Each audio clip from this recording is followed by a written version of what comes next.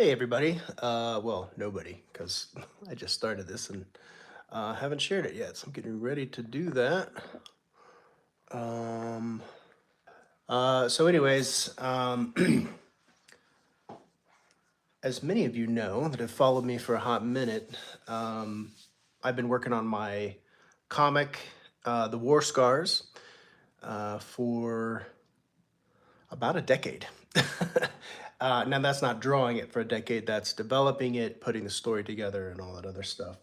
I've shared quite a bit of teases of the book on social media, usually through Instagram, is where I usually post that stuff. Um, but I've been wanting to share my process as I get closer to the end of this first arc, which is it's a big deal for me, as somebody that is balancing a whole lot in his life and trying to do what makes me happy, do what I'm passionate about, which is making this comic and just making art in general and writing and things like that. So it's been a journey to get to this point, and I still have a long ways to go because there is a much bigger story to be told.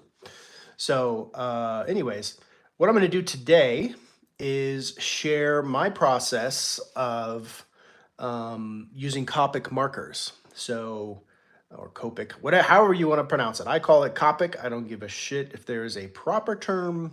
That's what I call it. So I'm going to draw. Well, I'm done drawing. I'm going to shade um, the last panel of this page. So for those that are looking to learn about Copics, how to use them, and how to see how that's done, I'm going to show my process. There's a lot of different ways that it can be done.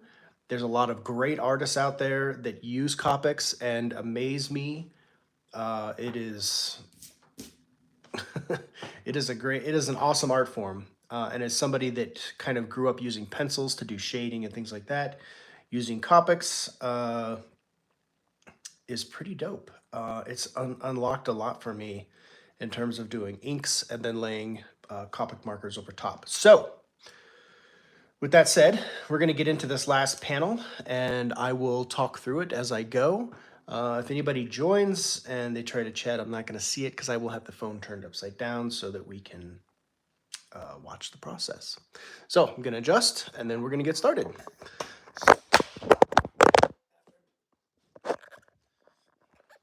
After I break my phone. So I have this new thing that I'm still adjusting to, but that's why I bought it, so that people could see this. So I'm gonna get started here. Oh, and before we get started, so you can see my little Copic wheel. This is where I keep all my Copics. I just keep in this little spin tray here because I balance between the cool gray and the warm gray. So here we go.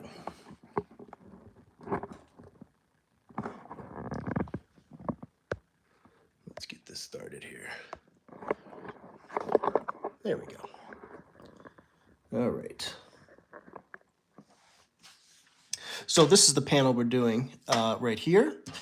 The final panel of this page, which is, this is a group of, well, essentially terrorists that are getting ready to attack a funeral. You could see at the top of the page here, this is what I have done so far as we get to this kind of pinnacle of this book. This is a pretty big moment, and finally get to draw some action. I've been waiting to get to this point. This is page 41, I believe. So that's where we're at. So ultimately what I'm doing here is I'm balancing, as you can see in this page here, you can see that there is warm Copic, and then you can see that there's cool Copic with the clouds up here. So it's almost like a bluish gray, and then you have kind of an orangish gray. And I balance between those two with the intent of publishing it that way as well. So that's kind of my shtick, my thing. And this entire book has been an ode to the books that inspired me when I was younger. Joseph Michael Linsner's Angry Christ Comics, James O'Barr's The Crow, even The Walking Dead. These are different books that have meant something to me and kind of just inspired me. And I love black and white artwork. And this is a little bit more of a scale. So anyways, let's get started here. So the way that I begin with Copics, and I'm not going to talk the whole time so you guys can just watch, is I lay in the darker colors first, and then I'll come in with the lighter shades, and then I'll start to blend. So I'll go ahead and show you guys how I do. So we're going to make this character, Muhammad. He's going to be in the oranger shade, as will these two. And I'll probably make this as well, although I'm not quite sure yet. I may make all of this cool. This way it gives it a balance so that this will stand out and it will give some dimension to the whole thing. So that is the plan. So what I'm going to do is I'll start with the darker shades. And I have an idea here of where the light source will be. And I'm going to start to blend. Well, I'm just laying in darks right now. And a lot of times, because of my inks that I've already laid down here, it acts as a guide. But I also don't want to cover up the inks because, I mean, there's a lot of noodling going on here that, you know, it shows the process and you don't want to lose that. So I'm going to lay this in. And really, you just kind of follow the creases. You follow the, you know, where the light and the dark, where the shadows are going to fall, where they're going to hit. And again, I already have set a guide here for that. Now, a lot of times when you start with a darker color, like I am here, I'm using a 7. You can see that, a W7. And so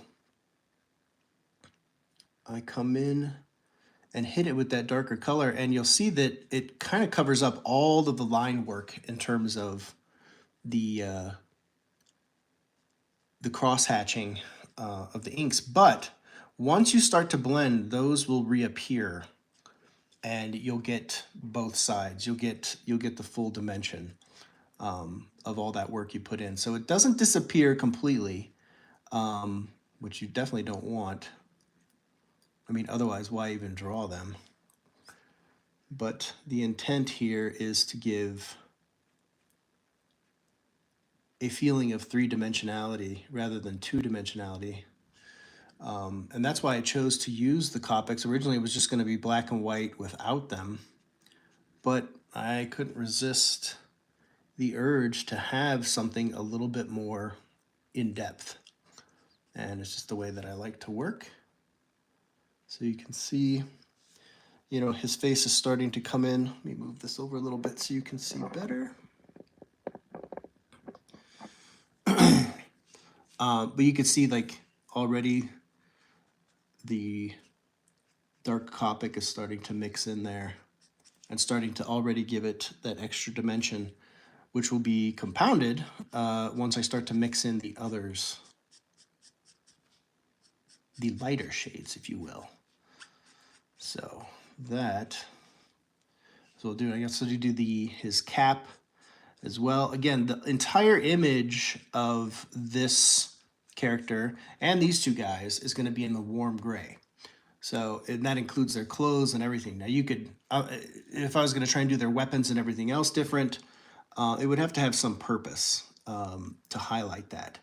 And occasionally I will do that with these colors, but it's got to be purposeful because I want the book to be consistent. I don't want the reader to be confused as to why I made certain choices. It should be obvious.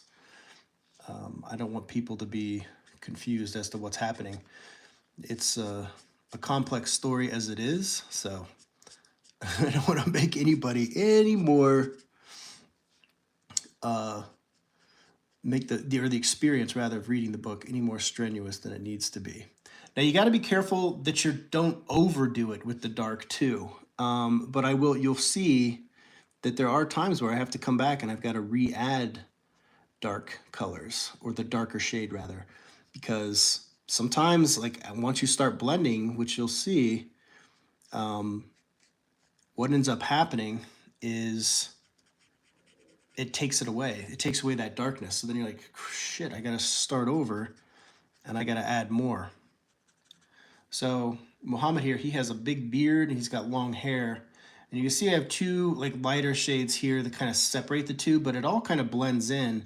But I want to make sure that I don't color those in with the darker shade because I want to have that separation, as you would in real life, because the light is going to hit because your head is jutting out and the hair is falling back. So you want to make sure that you're not covering up that dimension. Now, sometimes I'll work between characters, but for this one, I'm just going to work on Muhammad. And I'm going to get him done first, and then I'll work on these other two guys. So really happy with the way the eyes turned out on this one. Eyes are relatively easy to draw, but sometimes they can be a pain. Now Mohammed's going to have dark eyes. So now I'm going to move from this 7. I don't have a 6 because I'm out. So I'm going to jump right to the 5. So you're jumping down 2 shades. And sometimes that might be a problem for some people. They like to go a gradual. I like to go gradual most of the time, but it's not always necessary. Sometimes you can move straight to the next one. Now, you'll see these, they have this brush. I forget what it's called. They have a specific name for these markers, these Copics, because there's 2 different kinds. There's these big fatter ones, which I have here, and then you have these smaller ones. I believe these are the sketch, Copic sketch. Those are the ones I use predominantly. These I use sparingly, just because I really love this, the way it flows. I mean, hardly ever use this end. I always use this one. It acts as a much smoother transition to blend these. So I'm going to come in with the 5 now, and I'm going to start to blend these 7s. And you'll start to see how it starts to peel away and work these layers together. Now I also need to hit these lines on his forehead. What's interesting about when you study anatomy, and when I say study anatomy, that doesn't mean sitting down in a classroom and learning anatomy, but really just looking at people, look at faces, look at images of people and faces.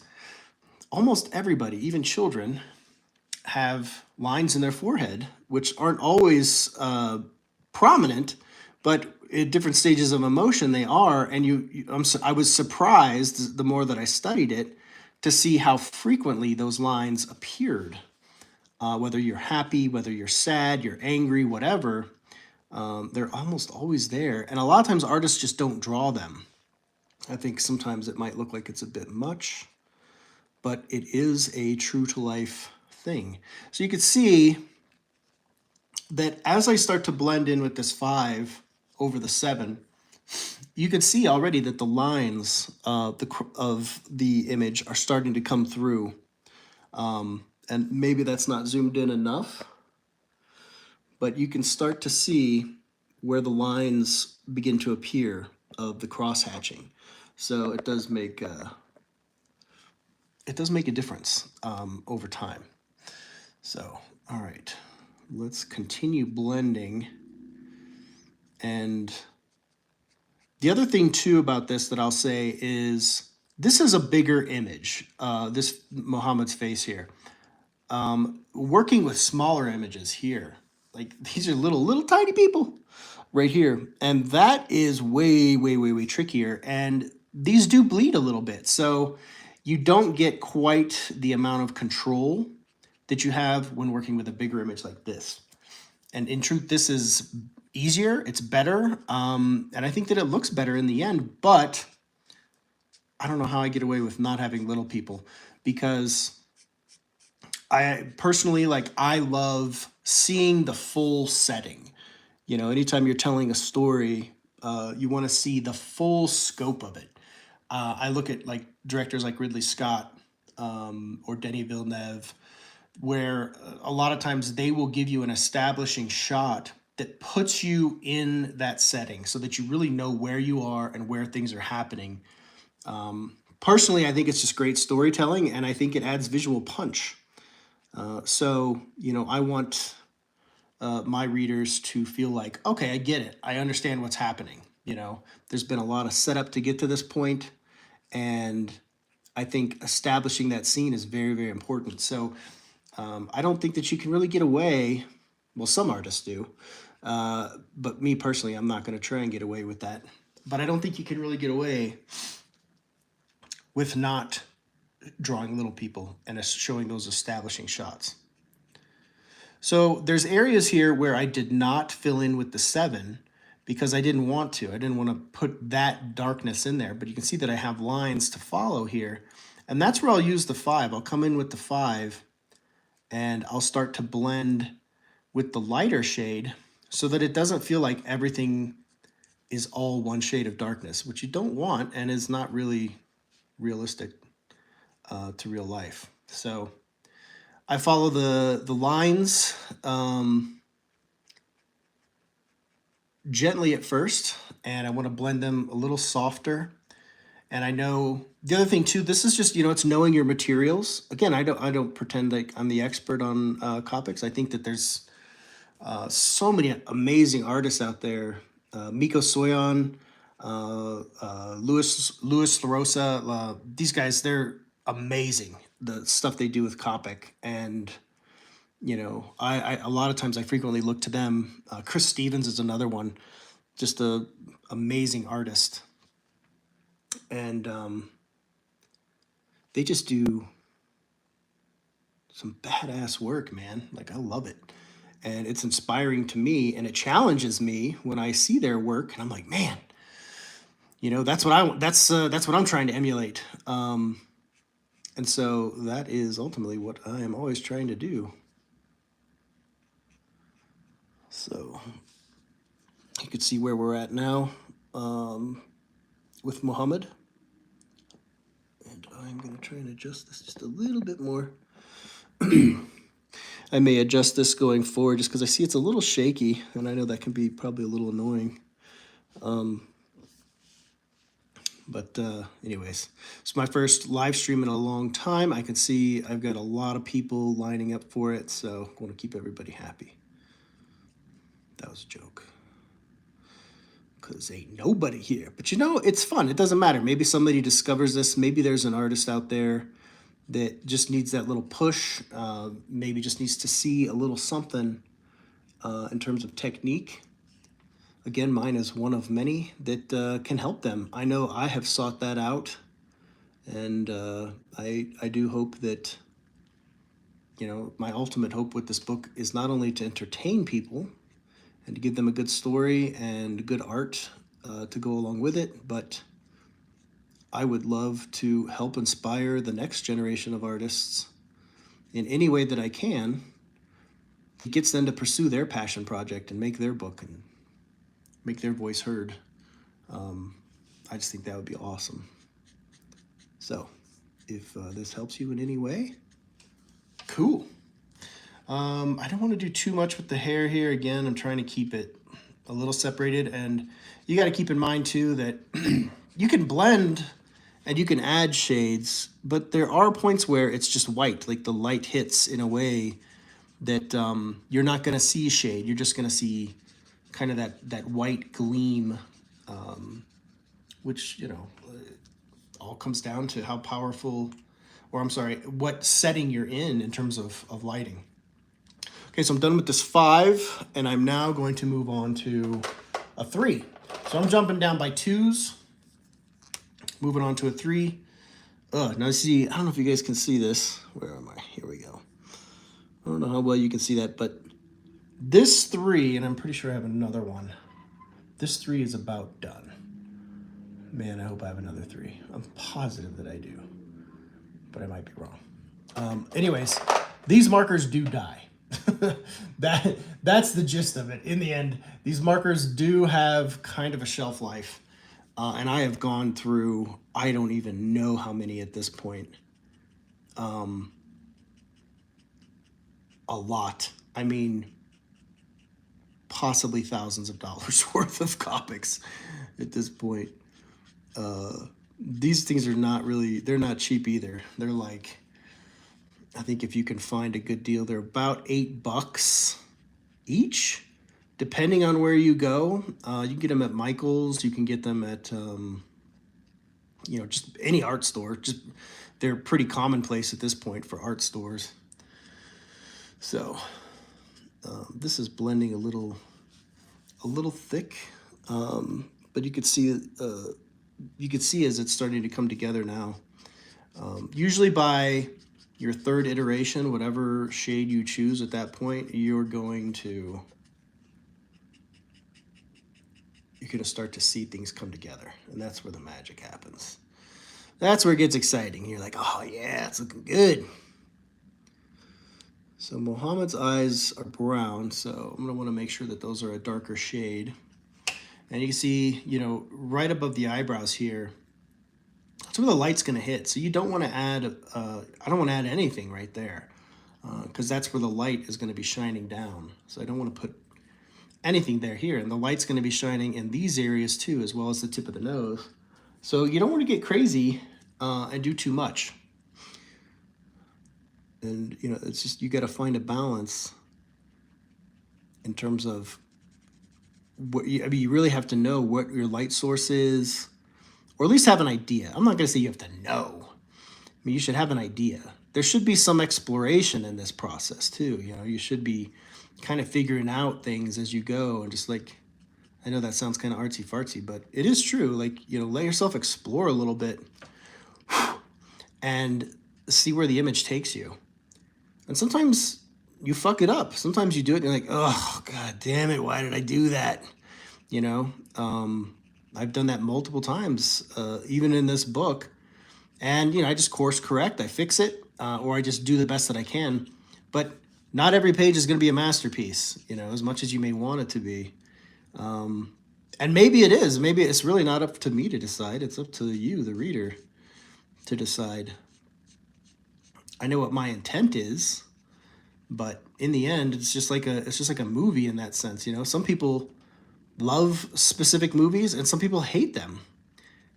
Oppenheimer won Best Picture and Best Director and Best Actor and all this other stuff, and I didn't really care for Oppenheimer. I thought it was well made. It was a well-crafted film, and I love Nolan and everything else, but in terms of biopics of last year, I preferred Napoleon over Oppenheimer, which is probably an unpopular opinion, but that is the truth. I found it far more accessible than Oppenheimer, and that's just the way it is. And the same thing could be said of this book when it finally hits. People are like, I didn't really care for it, or I didn't like the art, I didn't like the Copic shading, whatever the case, or the didn't like the story. And honestly, that's fair. It's fair for everybody to have their own take. Like, it's, because, hey, I worked really hard on this and you should like it. People work hard on shit every day, and that doesn't mean you get an automatic like. You got to earn it. And that really earning it is just putting forth your best effort for whatever endeavor you're working on. So now you can start to see that he has, Muhammad is taking shape here. He's starting to look like, three-dimensional person. I'm going to call it quits on the 3, and I'm going to move to a 1. So again, I'm moving down in those echelons, and I killed my 2 the other day. So I'm due to get more. So you can see this tip is kind of black. This is from it getting soaked into the ink. Oops, sorry. I lifted it up there. You can see the black on the tip here is getting, and that's just from working with the inks, and it starts to bleed a little bit. And I'm using Copic pens for the art too, which I believe helps. Helps with the blending, and it gives a lot less bleeding.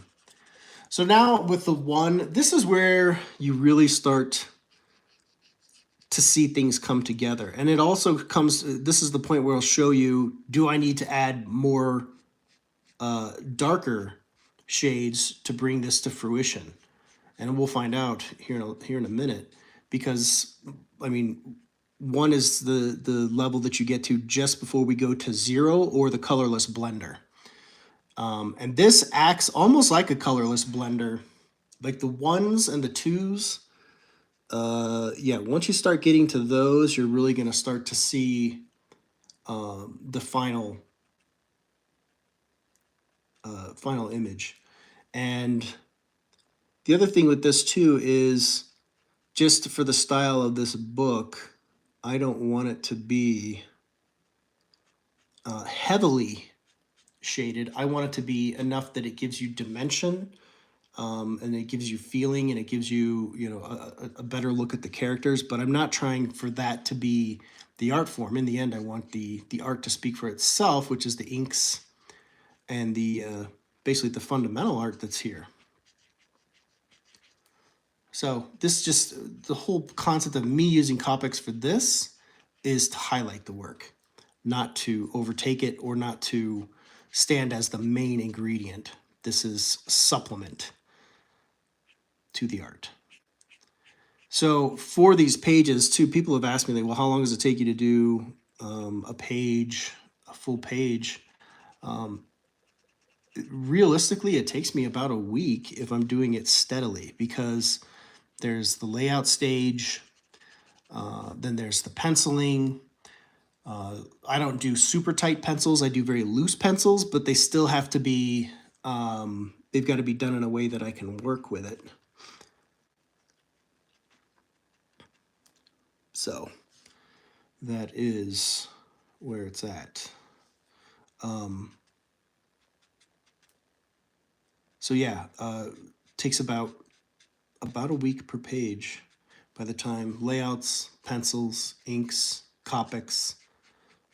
When that's all done, that's when I can finally go in.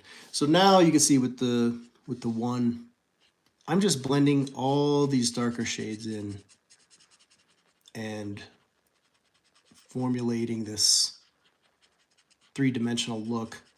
And you see I do a little more of a circular motion when I get to the ones. Again, it just gives it, skin is not always like this flat, smooth surface. It's kind of, it's bulky in some areas, and it's, it builds up. So you want to kind of replicate that when you're working these in, because otherwise it still looks flat, even with the dimensions. So you want to make sure that, you're not doing it in a way that doesn't showcase the fact that this is a human being, and we're all kind of imperfect. Okay. I'm still wanting to get this nose a bit more. Muhammad has a bigger nose, which is not necessarily a negative. It's just his characteristic. So you also want to get the teeth. You don't have to. It may depend on what you're doing.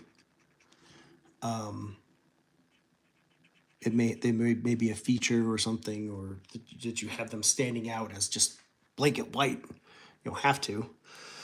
But I think it adds dimension to add a little shading in there. You could add a lot of shading too. And the truth is, the more that you add in those respects, the more the image comes alive. The same goes for the eyes. So I'm going to use the one here to create the shadows inside the eye. Now, the thing is, we don't think about that a lot because we think, oh, the whites of the eyes, but your eyes are, he's furrowing his brow, so they're set inside, deeper inside, and so you're going to have shadow. So I'm going to work those shadows here, and it's very subtle, but it is noticeable. And this is like one of my favorite parts. Like, I love seeing, it's like the eyes coming alive. It's like you're bringing life to this character in a way. Yeah. So I'm gonna shade these a bit more. These are always trickier. Capturing those strain lines, they just can be a little tricky. So overall, we're looking good here. I am now going to grab, what do I want to grab? I'm going to go the 0. Okay, so this is 0. This is more of a blend than anything. So, and you can see I've used, and the thing is, with this one is it really bleeds the image together so you can see that it kind of creates this like texture when you start to blend, and it makes it look more and more like skin. The thing is, though, it can also blend too much. And sometimes what it can do is it can blend into your inks, and then it makes a mess, to be honest. And you don't want that. So you got to be careful with how much you use anything zero or blender. You got to be careful because it is going to turn what you may have as a smooth line blend into a texture.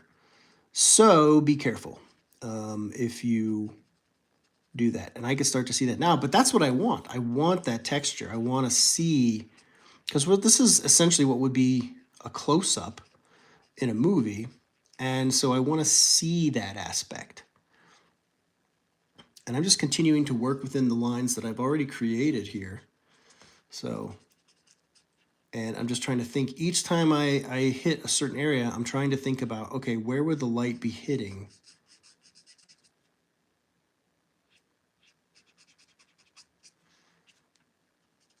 Because that's important. I've kind of neglected this up here, but truth is it's not that big of a deal. This is pretty easy to blend. This isn't like a face, so it doesn't require as much. So there we have that. I'm going to blend some more of this beard. I'm actually, the more I'm looking at this right here, I'm thinking I might actually pull out the Copics, or the pens, Copic pens, and do a little more darker color in there. So this is where we're at. You could see what he's become at this point. I might actually go in and make it a little darker because I talked about this before. And what I'm going to do is I'm going to grab a color that I didn't use. I'm going to grab the 4. So I didn't even put a 4 in here, but I'm going to do that now and just add a little darker shade. You can see it start to fill in there. But it's not so dark that it covers up the lines, and it's going to blend pretty nice. And it's kind of that happy middle ground if you needed to add a little more darkness, but you don't want to go too far. Find a shade that's like right in the middle. And for me, the 4, regardless of which color or shade you're using, is the one to go with. So you can lay just enough in there. And then you're going to need to reblend it most of the time, but not all the time. Sometimes you may put it in there and be like, ah, that's perfect. I don't want to blend it anymore. Like these lines here, I don't want to mess with those. I like those. Those look really good. So I'm very happy with that. But I want a little more darkness in here and on the nose. So I'm going to add it.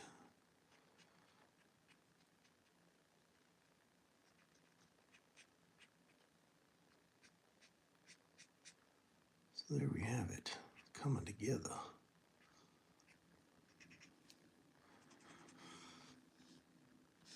Yeah.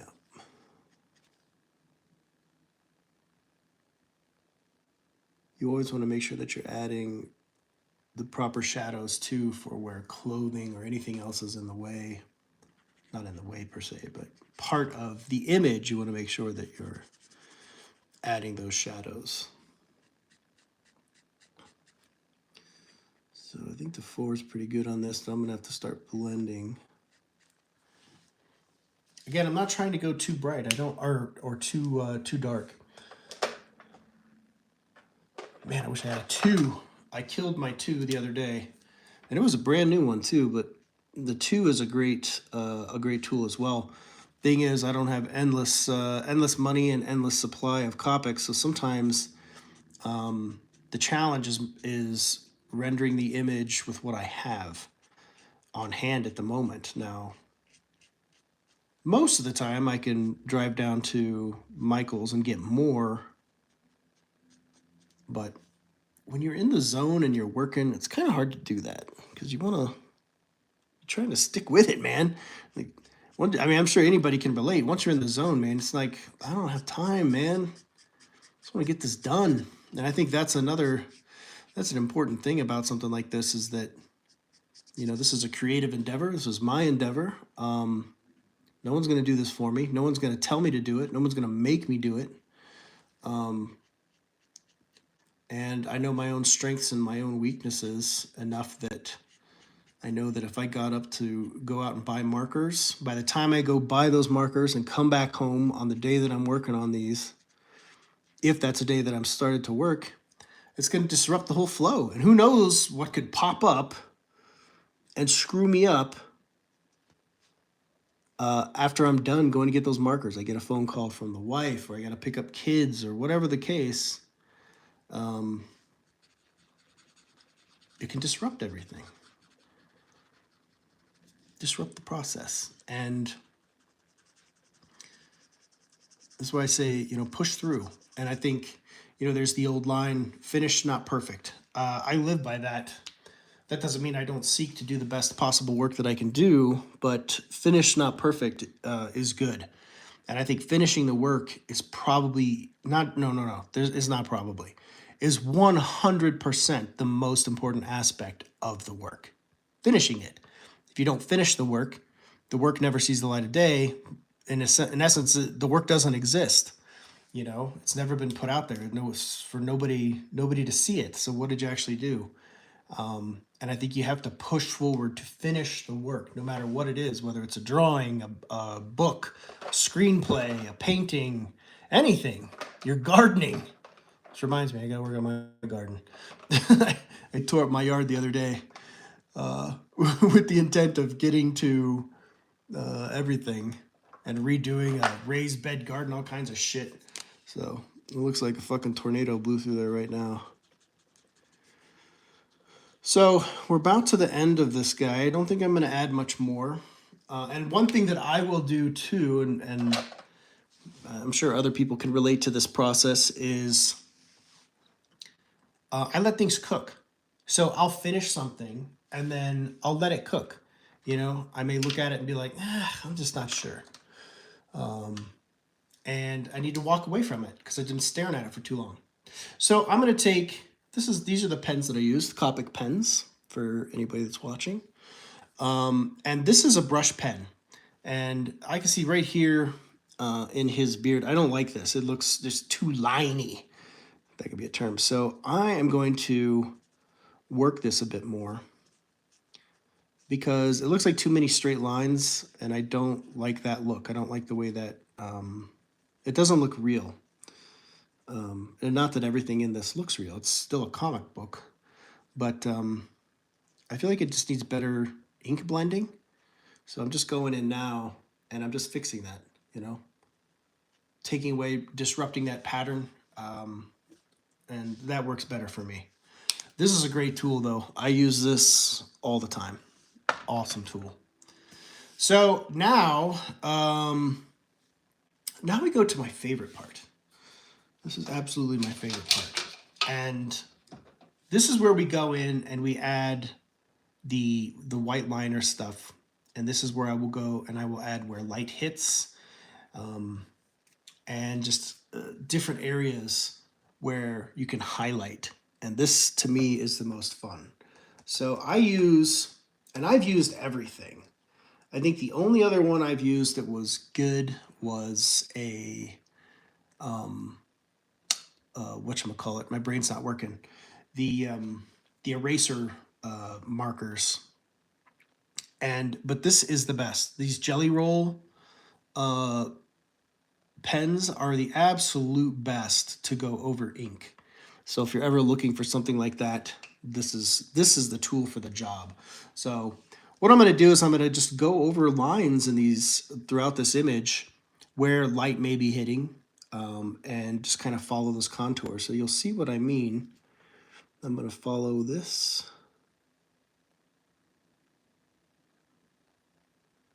And this will add a whole other level of dimension to the image.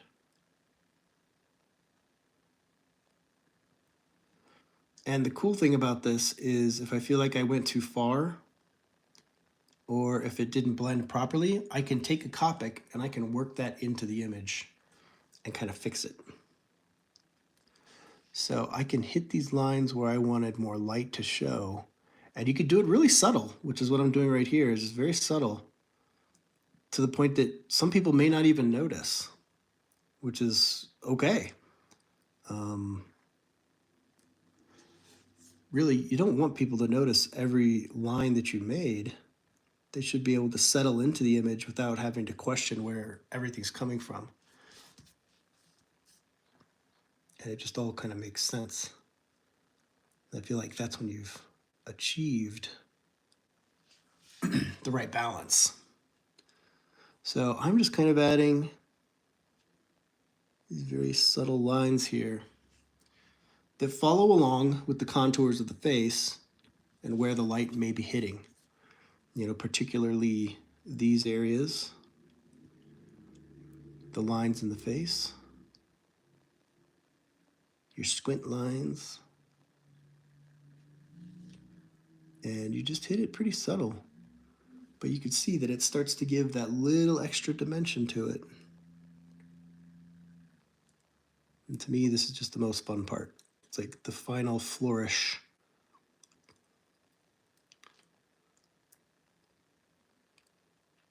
I don't know why. I don't know why I like this part so much. I just do. It's one of those weird things.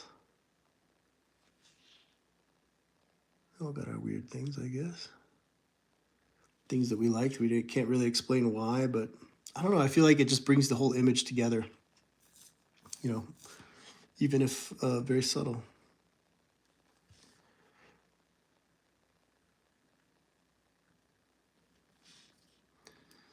And sometimes you get a little overzealous with these and you like back it up. But you can see it starts to, it starts to bring it together and it starts to feel like kind of a fully alive image in that way. And so I'm probably gonna adjust that. I don't like that. I put too much on that. So I'm gonna go through and I'm gonna fix it.